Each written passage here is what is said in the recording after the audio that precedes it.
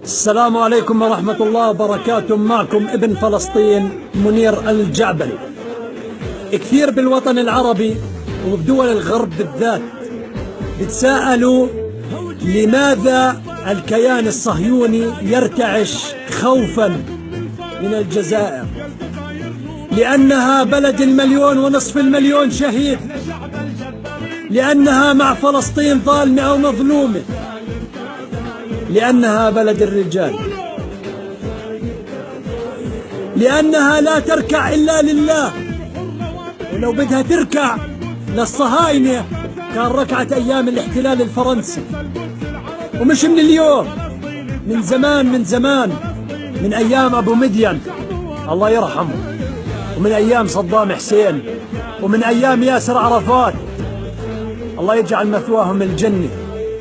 إحنا أحفادهم، إحنا ما بنخاف لا من الكيان الصهيوني ولا من غيره ولا من حلفاء الكيان الصهيوني.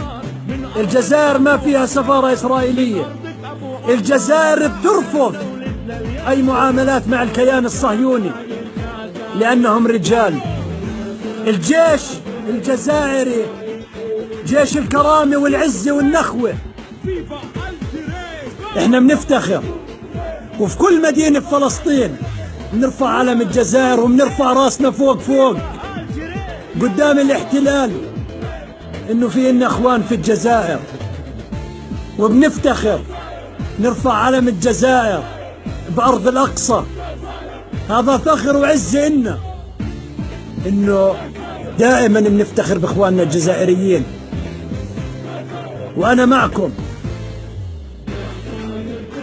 وبنشكركم دائما على تضامنكم مع شعبي، وكل فلسطيني شريف بحبكم، وبنتمنى من الله إنه يجي يوم ونصلي إحنا وياكم في المسجد الأقصى، وبإذن الله راح نصلي إحنا وياكم يا شعب الجزائر، شعب الشهداء.